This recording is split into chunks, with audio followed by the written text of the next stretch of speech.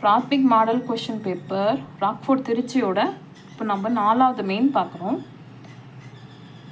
किसी एक दोहे का कंठस्थ रूप जियों के त्यों लिखिए. ஏதோ ஒரு தோகையோட பஹேட் பண்ணி வந்து நம்ம வந்து இதனோட ஒன்று வந்து எழுத சொல்லியிருக்காங்க. குல் அங்க் 4. இந்த மெயினுக்கான மார்க் வந்து 4 மார்க்கு.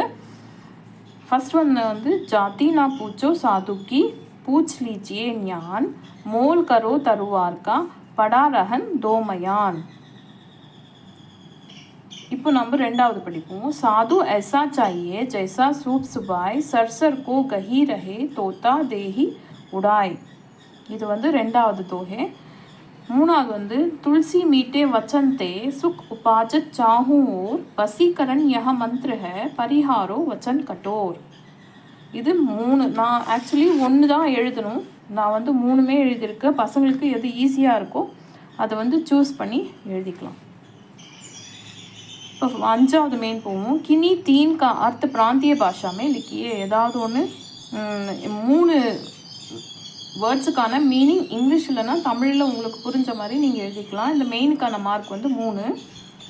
खरीदना टू बाई विदेश फॉरेन कंट्री जानवर एनिमल अहिंसा नॉन वायलेंस ज़रूरत necessity Phulwari a flower garden पतलून पैंट आंदोलन रेवल्यूशन.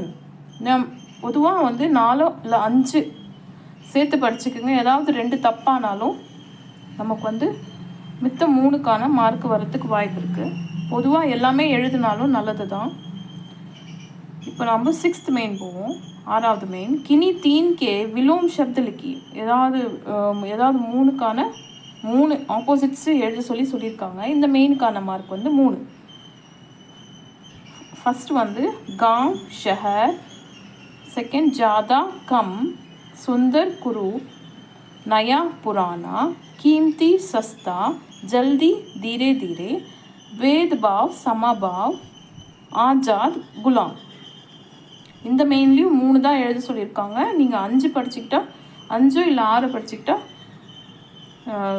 எக்ஸாம் எழுதுறதுக்கு நல்லாயிருக்கும். ஏன்னா மாற்றி வந்துட்டாலும் நமக்கு கொஷின் மாற்றி வந்தாலும் சிலது தப்பானாலும் நமக்கு இந்த 3க்கான மார்க் வந்துடும் நம்ம கரெக்டாக எழுதிட்டோம்னா.